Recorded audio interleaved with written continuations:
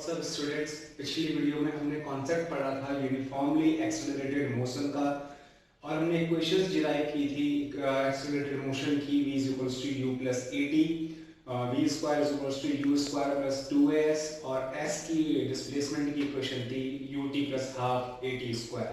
तो मैं अब हम उसके न्यूमेरिकल्स कुछ सॉल्व करेंगे। मैं 3 से 4 न्यूमेरिकल्स उसके सॉल्व करूंगा ताकि आपका क्वेश्चन कॉन्सेप्ट जो है वो एक 100% का क्लियर हो जाए। ठीक है, अब हम पहला न्यूमेरिकल सॉल्व करते हैं। मैं थोड़ा सा डिक्टेट कर देता हूं यहां से ताकि आपको आसानी रहे समझने में। A car is traveling with a speed of 72 km per hour. The driver applies the brakes and brings the car to the rest in 5 seconds. Find the retardation applied by the brakes to the car. अब इसमें बोला क्या गया है question में कि एक car है। मैं कुछ भी एक नॉर्मल सा डायग्राम ड्रॉ कर दूंगा। ये एक कार है, ये ट्रेवल कर रही है कितनी स्पीड से? 72 किलोमीटर पर आवर की स्पीड से। ठीक है, ड्राइवर ने इस पे ब्रेक मारे और यहां पे आके ये कार जो है रुक गई। ठीक है, ब्रेक मारने के बाद 5 सेकंड में ये गाड़ी जो है रेस्ट पे आ गई। अब उसने पूछा है क्वेश्चन में कि इन 5 सेकंड में या जब वो रेस्ट पे आई है तो उसने कितना डिस्प्लेसमेंट इतनी देर में ट्रैवल कर लिया, ये पूछा है उसने। अब बात ये आती है कि एक्सेलरेशन भी कुछ लगा होगा, नेगेटिव एक्सेलरेशन, या मैं बोलूं कि रिटार्डेशन लगा होगा तभी तो वो रेस्ट में आई है। अब हमें यहां गिवन क्या है कि कार 72 किलोमीटर पर आवर की स्पीड से चल रही थी, तो जो आपका u हो जाएगा,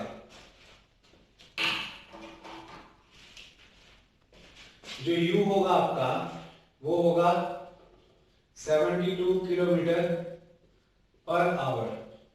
ठीक है, अब आपको जैसे कि याद होगा कि मैंने पहली वीडियोस में बताया था कि जब किलोमीटर पर आवर में स्पीड दी हुई हो तो इसको हम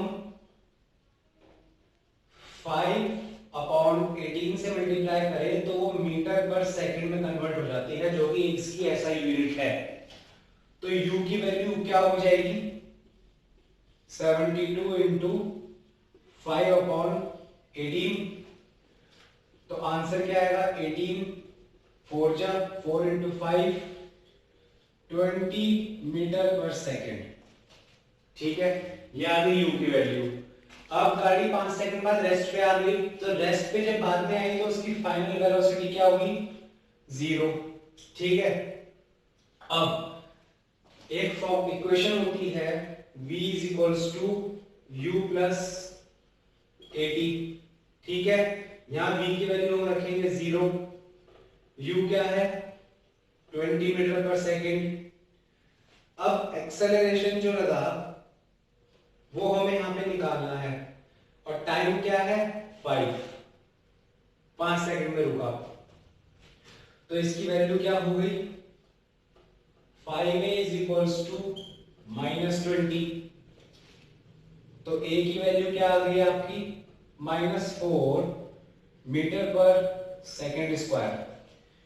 ये माइनस साइन, ये वाला, ये माइनस साइन इंडिकेट करता है कि एक्सेलरेशन असल में नेगेटिव एक्सेलरेशन था, जिसको हम बोलते हैं कि रिटार्डेशन था, और रिटार्डेशन ही यहाँ पे हुआ है।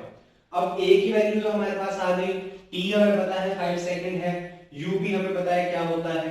हमें असल में क्वेश्चन में निकालना क्या था कि कितना डिस्प्लेसमेंट उसने ट्रेवल करा इन 5 सेकंड्स में। तो इक्वेशन क्या होती है? s is equals to ut plus half a t square. तो s की वैल्यू होगी क्या है यहां पर? 20 इंटू 5 प्लस हाफ -4 इंटू 5 का स्क्वायर।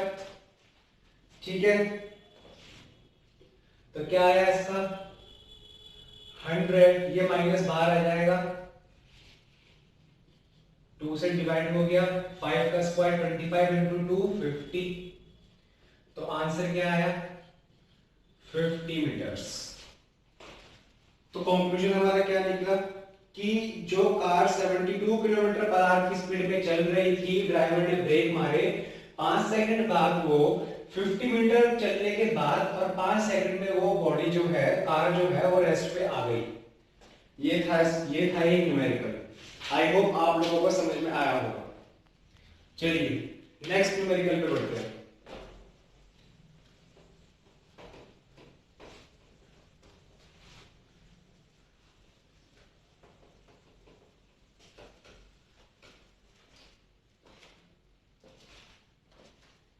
नेक्स्ट न्यूमेरिकल में क्या कहता है वो कि एक कार है जो रेस्ट पे है, start moving and attains the velocity of 90 km per hour on traveling a displacement of 20 meter। तो इसमें कहा क्या गया है कि एक कार है जो कि रेस्ट पे थी पहले, यानी कि आपका u हो गया 0 मीटर पर सेकेंड। सिंपल सा logic. attains the velocity of 90 km per hour on traveling a displacement of 20 meter।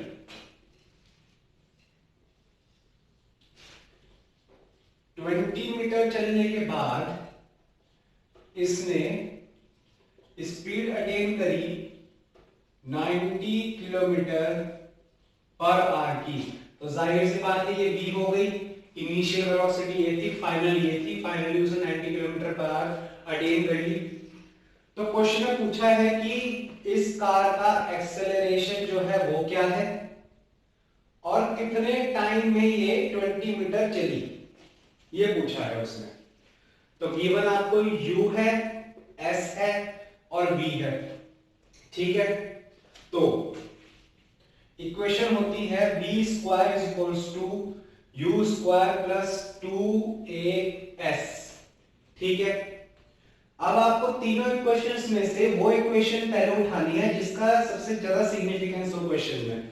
अब हमें यहाँ पे a और t तो गिवन नहीं है, तो डिस्प्लेसमेंट की इक्वेशन में a और t दोनों चाहिए होते हैं, और v is equals to u plus at में भी a और t दोनों चाहिए होते हैं। यहाँ पे ऐसा है कि आपके पास b भी है, आपके पास u भी है, 2 तो कांस्टेंट है, a नहीं है लेकिन s भी है, तो a निकालना आसान हो जाएगा। v क्या है 90 किलोमीटर पर आवर, इसको हम कन्वर्ट कर लेंगे इनटू 5/18, तो 18 इंटू 5 होता है ये 90, तो 5 इंटू 5 25 मीटर पर सेकंड, जो आपकी v हो गई। 90 किलोमीटर पर आवर से हमने मीटर पर सेकंड में कन्वर्ट कर दी, तो इसको हम यहां रखेंगे। तो 25 का square is equals to u 0 है आपका, 0 का square plus 2 into a into displacement की वैल्यू क्या है 20, तो 25 का स्क्वायर कितना होता है आपका 625। अगर मैं सही हूं तो एक बार मैं चेक कर लेता हूं। जी हाँ 625 होता है, 20 इंटू 2 40a। तो एक्सेलरेशन की वैल्यू क्या आ गई आपकी 625 अपॉन 40, तो इसका आंसर आएगा आपका ऑलमोस्ट इक्वल है 16 मीटर पर सेकंड स्क्वायर, ठीक है। एक्सेलरेशन आपका ये आ गया। अब उसने पूछा है कि कितना टाइम लगा उसको 20 मीटर कवर करने के लिए। v is equals to u plus 80 होता है, v क्या है आपका 25 मीटर पर सेकेंड, u क्या है 0 प्लस एक्सेलरेशन क्या है 16 मीटर पर सेकेंड स्क्वायर इनटू t, तो t की वैल्यू क्या आ गई आपकी 25 अपॉन 16, ठीक है। तो ये लमसम आपका बनेगा 1.966 ऑलमोस्ट 1.6 सेकेंड्स, 1.5 समथिंग बनेगा, मैंने राउंड ऑफ कर दिया, 1.6 सेकेंड्स इसका आंसर हो गया। आई होप आप लोगों को ये न्यूमेरिकल भी समझ में आया होगा। ठीक है, तो जो थर्ड न्यूमेरिकल हम यहाँ सॉल्व कर रहे हैं अब वो देखते हैं।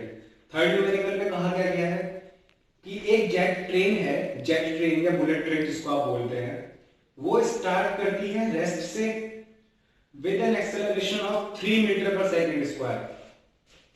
ये एक जेट ट्रेन है, ये स्टार्ट करती है रेस्ट से। अब रेस्ट से स्टार्ट करेगी तो इनिशियल वेलोसिटी जाहिर सी बात है जीरो पे रहेगी, ठीक है। लेकिन जब इसने स्टार्ट करा तो इसका यूनिफॉर्म एक्सेलरेशन है जो 3 मीटर पर सेकंड स्क्वायर का है। तो a की वैल्यू आपको गिवन है 3 मीटर पर सेकंड स्क्वायर, ठीक है। और ये बुलेट ट्रेन जो होती है वो पहले धीरे धीरे अपनी स्पीड पकड़ती है और फिर फाइनली वो टेक ऑफ करती है फाइनल गियर में या टॉप गियर में टेक ऑफ करती है। तो टेक ऑफ करने से पहले ये वाली ट्रेन जो थी वो 35 सेकंड्स तक चली। तो t हो गया आपका 35 सेकंड्स, ठीक है।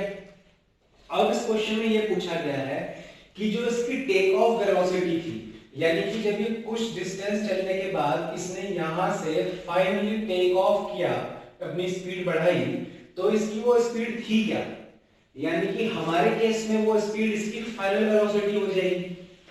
यानी कि v हमें निकालना है यहाँ पे कि किस वेलोसिटी से इसने टेक ऑफ किया था। दूसरा, यहां से लेके यहां तक का जो मिनिमम लेंथ है रनवे की वो कितनी चाहिए इसको, यानी कि जाहिर सी बात है कि कितना डिस्प्लेसमेंट चल के इसको टेक ऑफ करना है वो पूछा गया है। तो हमें गिवन क्या है, u गिवन है, a गिवन है, t गिवन है, v हमें निकालना है, s हमें निकालना है। तो एक पहली इक्वेशन ऑफ मोशन क्या होती है, v = u + at। v हमें निकालना है, u क्या है आपकी 0, एक्सेलरेशन कितना है 3 × 35 सेकेंड्स, तो v क्या आ गई 105 मीटर पर सेकेंड, ठीक है। अब s की इक्वेशन क्या होती है, ut + हाफ at²। यहां पे हम वैल्यू पुट करें 0 × t की वैल्यू 35 है वैसे, प्लस हाफ × 3 × 35², ठीक है। तो ये क्या आ गया 0 + हाफ × 3 × 35 का स्क्वायर कितना होगा, 1050 हो गया, 35 × 5 कितना होता है 165। तो ये हो गया आपका 1225, ठीक है। अब हम इसको जब सॉल्व करेंगे, मैं डायरेक्टली आंसर लिख रहा हूं, मैंने ऑलरेडी आप लोगों के लिए सॉल्व किया हुआ है। तो ये हो गया 1837.5 मीटर। तो इस न्यूमेरिकल का कंक्लूजन ये निकल के आता है कि जब जेट ट्रेन ने अपना टेक ऑफ स्पीड अटेन करी तो उसकी वो स्पीड थी 105 मीटर पर सेकंड स्क्वायर, और टोटल लेंथ ऑफ रनवे, जो मिनिमम लेंथ ऑफ रनवे उसको चाहिए टेक ऑफ करने के लिए, वो है 1837.5 मीटर, या हम इसको बोल सकते हैं 1.87 किलोमीटर, जो कि ऑलमोस्ट इक्वल है 1.9 किलोमीटर के।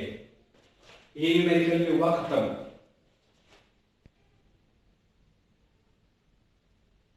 तो जो फोर्थ न्यूमेरिकल अब आता है निकल के, वो किस प्रकार है मैं बोलता हूं, आप लोग समझिएगा।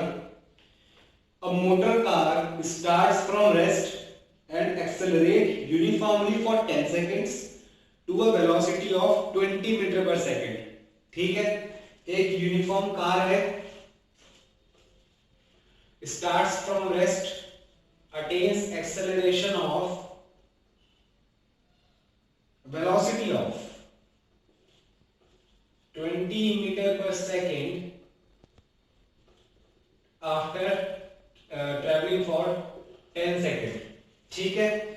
उसके बाद ये कार जो है कांस्टेंट स्पीड पे चलती है for t2 time period. t2 time period period तक ये कार कांस्टेंट स्पीड में चलती है, यानी कि 20 मीटर पर सेकंड की स्पीड में ये कार चलती रही। उसके बाद ये गाड़ी फाइनली रेस्ट पे ला दी गई 40 मीटर चलने के बाद, ठीक है, T3 टाइम में। अब उसने ये पूछा है कि भाई टोटल डिस्टेंस कवर्ड इसमें गिवन है कि जो यहां से लेके पूरा डिस्टेंस कवर टोटल किया है वो 640 मीटर है, ठीक है। अब उसने ये पूछा है कि जो मिसिंग टर्म्स है, यहाँ पे एक्सेलरेशन क्या होगा, यहाँ पे टाइम और डिस्टेंस कवर्ड कितना होगा, यहाँ पे कितना टाइम टेकन होगा, ये सब कुछ हमें निकालना है। तो सबसे पहले इस क्वेश्चन को सॉल्व करने के लिए हम एक ग्राफ ड्रॉ कर देंगे, VT curve, velocity time curve, ठीक है। ये हो गया V, ये हो गया T। इससे आपको क्वेश्चन समझ में आ जाएगा। एक्चुअली आपके पास ये क्वेश्चन लिखा हुआ नहीं है तो आपको यहां से समझ में आएगा। पहले उसने ये बोला कि एक गाड़ी जो है वो रेस्ट से चली थोड़ी देर तक और उसने एक्सेलरेशन था उसका, यहाँ पे यूनिफॉर्म एक्सेलरेशन का कर्व ऐसे ही बनता है, आपको पता होगा। यूनिफॉर्म एक्सेलरेशन उसका कितना था, a1। कितनी स्पीड अटेन कर ली उसने, 20 मीटर पर सेकेंड। और यहाँ पे आके उसने कांस्टेंट स्पीड से चलना शुरू कर दिया T2 टाइम के लिए। सपोज ये टाइम है आपका T1 जो कि है आपको गिवन 10 सेकेंड्स। फिर T2 टाइम के लिए वो चली कांस्टेंट स्पीड से, फिर फाइनली उसको रेस्ट पे ला दिया गया। जब उसको हम रेस्ट पे लाए तो T3 टाइम में वो रेस्ट पे आई थी। और आपको याद होगा एरिया अंडर VT कर्व जो है वो टोटल डिस्प्लेसमेंट कवर्ड होता है। तो जो ये वाला एरिया है ये गिवन है आपको 40 मीटर और जो टोटल एरिया गिवन है वो गिवन है आपको S is equals to 640 metre, यानी कि टोटल जो कार चली है वो 640 मीटर चली है, ठीक है। अब पहला केस जो निकल के आता है वो आता है ड्यूरिंग एक्सेलरेशन। ड्यूरिंग एक्सेलरेशन, जब पहले एक्सेलरेशन पीरियड चल रहा था तो वहां पे हमें क्या गिवन है, इनिशियली वो कार रेस्ट से स्टार्ट हुई थी तो u1 हो गया हमारा 0, v1 हमारा हो गया 20 मीटर पर सेकेंड और t1 हमारा हो गया 10 सेकेंड्स, ठीक है। तो v1 is equals to u1 plus a1 t1, ठीक है। तो a1 की वैल्यू क्या है यहाँ पे, v क्या है आपका 20 is equals to 0 plus a1 into t1 की वैल्यू है 10। तो a1 की वैल्यू आ गई आपकी 2 मीटर पर सेकेंड स्क्वायर, ठीक है। अब डिस्प्लेसमेंट कवर्ड कितना है उसका इतने में, उसकी वैल्यू हम निकालेंगे। तो S1 आपका हो गया u1t plus half a1t square, ठीक है। तो ये हो गया u1 की वैल्यू क्या है 0, तो ये पूरी टर्म हो जाएगी 0 प्लस हाफ a1 की वैल्यू क्या है 2 इंटू t की वैल्यू क्या है 10 का स्क्वायर। तो 10 का स्क्वायर कितना होता है 100, क्योंकि 2 से 2 तो कट जाएगा। तो S1 की वैल्यू क्या आ गई आपकी 100 मीटर्स, ठीक है। ये समझ में आ गया आप लोगों को। अब बात आती है कि ड्यूरिंग यूनिफॉर्म मोशन, ये तो हमें पता लग गया ये वो 100 मीटर चला है। अब ड्यूरिंग यूनिफॉर्म मोशन हमें ये इसका निकालना है। ड्यूरिंग यूनिफॉर्म मोशन वहां पे हमें क्या क्या गिवन है, अब जब उसने यहाँ पे 20 मीटर पर सेकंड अटेन कर ली थी, फिर वो लगातार 20 मीटर पर सेकंड से चलती रही, तो इस केस में यहाँ पे हमारे लिए u हो जाएगा 20 मीटर पर सेकंड। समझ में आ रहा है। तो सेकंड जो केस है ड्यूरिंग यूनिफॉर्म वेलोसिटी इसमें हमारा जो वेलोसिटी है वो है 20 मीटर पर सेकेंड, ठीक है। टाइम टेकन है हमारा t2 और डिस्प्लेसमेंट कवर है हमारी s2। तो वेलोसिटी की डेफिनेशन क्या होती है? वेलोसिटी होता है आपका डिस्प्लेसमेंट अपॉन टाइम टेकन, ठीक है। तो टोटल डिस्प्लेसमेंट कवर्ड कितनी हुई आपकी? वो हुई 20 t2। इसको हम इक्वेशन 1 बोल देंगे, ठीक है। यहां तक समझ में आ रहा है? एक बार आप इसको ध्यान से देख लीजिए क्योंकि मैं इसको वर्क करने वाला हूं। यहां पे हमने a1 निकाला, फिर s1 निकाला, फिर s2 निकाला t2 के टर्म्स में, ठीक है। यहां तक समझ में आ गया? अब थर्ड केस में उसने ये बोला है कि 40 मीटर चलने के बाद फाइनली वो रेस्ट पे आ गई थी। इस पॉइंट से फाइनली 40 मीटर चलने के बाद वो रेस्ट पे आ गई। तो यानी कि अगर हम सिर्फ ये वाला हिस्सा लें इसका, तो इस वाले हिस्से के लिए हमारी जो होगी u तो 20 मीटर पर सेकेंड ही रहेगी, v जो है वो 0 हो जाएगी। तो थर्ड जो केस है हमारा, ड्यूरिंग रिटार्डेशन, ठीक है। तो u3 हमारी हो गई 20 मीटर पर सेकेंड, v3 हमारी हो गई 0, s3 हमारा हो गया 40 मीटर, ठीक है। तो v3 square is equals to u3 square plus 2a3 s3, ठीक है। v3 की वैल्यू क्या है? 0, u3 की वैल्यू क्या है? 20 प्लस 2a3 इंटू 40, ठीक है। 20 इंटू 20 400 होता है, ये इधर चला जाएगा तो नेगेटिव हो जाएगा, तो -400 इज इक्वल्स टू 80a3, ठीक है। तो a3 की वैल्यू क्या आई हमारी? a3 आ गया हमारा -5 मीटर पर second square. Negative sign indicates that it is retardatory motion, यानी कि नेगेटिव एक्सेलरेशन है, तो यानी कि रिटार्डेशन हुआ है और काइनेटिक रिटार्डेशन ही हुआ है। अब a3 हमारे पास आ गया, तो v3 is equals to u3 plus a3 t3, ये इक्वेशन हो गई। v हमारा है 0, u हमारा है 20 और a जो है वो नेगेटिव है, तो मैं पहले ही नेगेटिव लगा देता हूं, -5 इंटू t3, ये इधर आ जाएगा तो इक्वेशन कुछ ऐसी बन जाएगी 5t3 इज इक्वल्स टू 20, तो t3 की वैल्यू आ गई आपकी 4 सेकेंड्स, ठीक है। अब बात ये निकल के आती है कि टोटल डिस्प्लेसमेंट कितना चला है उसने? s is equals to s1 plus s2 plus s3, ठीक है। टोटल डिस्प्लेसमेंट चला कितना था उसने? 640 मीटर, तो ये हो गया हमारा 640 इज इक्वल्स टू s1 कितना निकला था हमारा पिछले उसमें? s1 हमारा निकला था 100 मीटर, s2 हमारा इक्वेशन 1 के थ्रू निकला था हमारा 20t2, ठीक है। और s3 हमारा क्या है? 40 मीटर। तो 100 प्लस 40 140, 640 में से 140 माइनस होगा 500, तो 500 इज इक्वल्स टू 20t2 बन जाएगा वो। तो t2 की वैल्यू क्या आ जाएगी हमारी? 25 सेकेंड्स।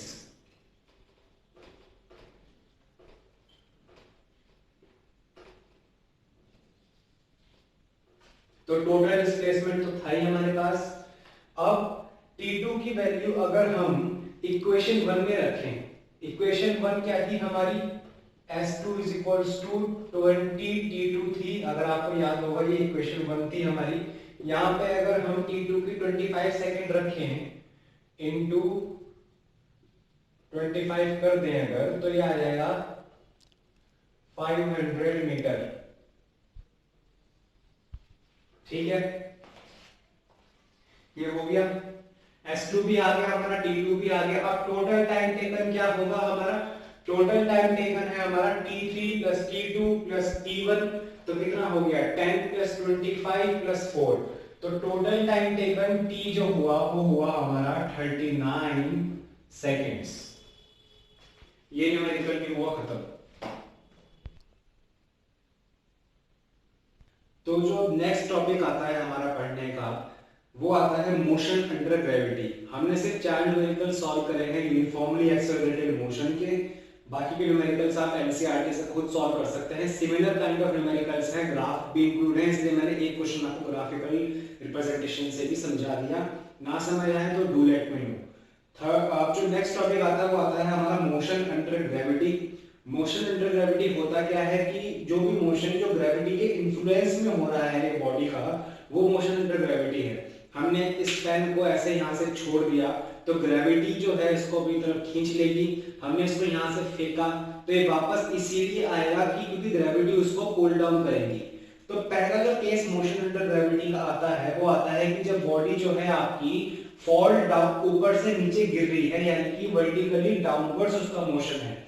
तो जो फर्स्ट केस है आपका वो है जब आपकी बॉडी वर्टिकली डाउनवर्ड आ रही है। जब वर्टिकली डाउनवर्ड आएगी तो यहां पे एक्सेलरेशन की जगह ग्रेविटेशनल कांस्टेंट एक्ट करेगा बॉडी के ऊपर। वो भी एक्सेलरेशन ही होता है, लेकिन वो ग्रेविटेशनल एक्सेलरेशन होता है जिसको हम डिनोट करते हैं g से, और उसकी कांस्टेंट वैल्यू होती है 9.8 मीटर पर सेकंड स्क्वायर। ये एक्सेलरेशन होता है जो ग्रेविटी के कारण एक फ्री फॉलिंग बॉडी पे लगता है। तो ये होगा पॉजिटिव एक्सेलरेशन, क्योंकि ग्रेविटी के साथ में ही आ रही है बॉडी, यानी कि एक्सेलरेशन की डायरेक्शन में ही बॉडी का मोशन है, इसलिए ये पॉजिटिव हो जाएगा। वेल v भी यहाँ पे पॉजिटिव होगा, u भी यहाँ पे पॉजिटिव ही होगा, क्योंकि इनिशियल स्पीड फाइनल स्पीड तो पॉजिटिव ही होगी, डायरेक्शन ऑफ मोशन के अकॉर्डिंग है। ठीक है, तो इस केस में जो आपकी यूनिफॉर्मली एक्सेलरेशन मोशन की इक्वेशंस थी वो कुछ इस प्रकार बन जाएंगी। v is equals to u plus gt,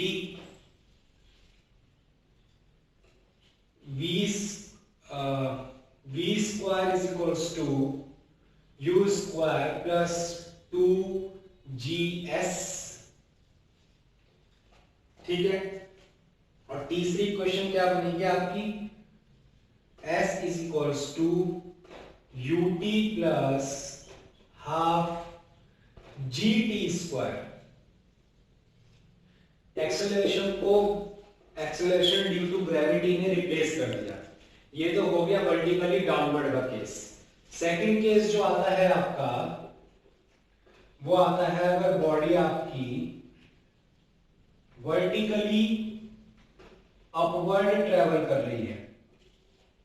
अब वर्टिकली अपवर्ड ट्रेवल जब करेगी तो ये बॉडी है आपकी, ये ट्रेवल तो इस डायरेक्शन में कर रही है, लेकिन एक्सेलरेशन ड्यू टू ग्रेविटी लग रहा है इस डायरेक्शन में, अपोजिट डायरेक्शन में। तो यहाँ पे g की वैल्यू नेगेटिव से हम डिनोट करेंगे 9.8 मीटर पर सेकंड स्क्वायर, क्योंकि ये रिटार्डेशन का काम करेगा। फिर वेलोसिटी और दोनों तरह की वो पॉजिटिव ही रहेगी, क्योंकि वो तो मोशन ऑफ द बॉडी पे अलाउ रहती हैं। तो यहाँ पे v की वैल्यू भी पॉजिटिव रहेगी और u की वैल्यू भी पॉजिटिव रहेगी। तो इस केस में जब वर्टिकली अपवर्ड जाने का केस है तो यहाँ पे v is equals to u minus gt हो जाएगा। सिमिलरली ये नेगेटिव साइन आ जाएगा तो u स्क्वायर माइनस 2gs हो जाएगा। सिमिलरली डिस्टेंस कवर्ड यहाँ पे g नेगेटिव हो गया तो ये माइनस हो जाएगा। ये इसकी इक्वेशंस ऑफ मोशन बन जाएंगी। v is equals to u minus gt, v square is equals to u square minus 2gs, s is equals to ut minus half gt square। अब यहाँ पे नोट करने वाली बात यह है कि जो बॉडी वर्टिकली अपवर्ड मूव कर रही है उसके लिए इनिशियल वेलोसिटी 0 नहीं होगी, क्योंकि उसको किसी ना किसी वेलोसिटी से हम नीचे से थ्रो किया होगा। लेकिन जब वो टॉप पे पहुंच जाएगी, at the highest point attend by the body moving vertically upward, v will be 0। क्यों? क्योंकि सपोज करिए एक बॉडी है, मैंने उसको यहां से फेंका किसी वेलोसिटी से, तो वो तो u होगी, वो 0 नहीं होगी। लेकिन जब वो ऐसे घूम के वापस आके यहां गिर गई, तो ये जो हाईएस्ट पॉइंट अचीव था, यहां पे आके वो तो वापस मुड़ गई, यानी कि इसके ऊपर नहीं गई। तो यानी कि जब वो ऊपर ही नहीं गई तो इस पॉइंट पे इसकी स्पीड होगी, वो फाइनल वेलोसिटी 0 हो जाएगी। फिर वो नीचे इसलिए ही आ रही है क्योंकि उसके ऊपर वेलोसिटी तो 0 हो गई, उसके ऊपर ग्रेविटेशनल पुल लगने लगा, तो उसने वापस नीचे ट्रैवल करना शुरू कर दिया। इसलिए यहाँ पे v जो है वो उसकी वैल्यू 0 हो जाएगी। ठीक है, अब इन दो केस पे ही हमारे न्यूमेरिकल्स चलेंगे, जो कि मैं नेक्स्ट क्लास में पढ़ाऊंगा आपको, क्योंकि अभी आपने उसके मोशन, एक्सेलरेटेड मोशन के न्यूमेरिकल्स मैंने पढ़ाए हैं, फिर मैंने आपको ये कॉन्सेप्ट समझा दिया। अभी मैं इसके न्यूमेरिकल अगर आपको करा दूंगा तो थोड़ा सा कॉम्प्लेक्स फील होगा आपको माइंड में, तो बेटर है कि नेक्स्ट क्लास में इसके न्यूमेरिकल हम लेके चले। चलिए मिलते हैं आपसे नेक्स्ट क्लास में, तब तक अपना ध्यान रखिए। Thank you.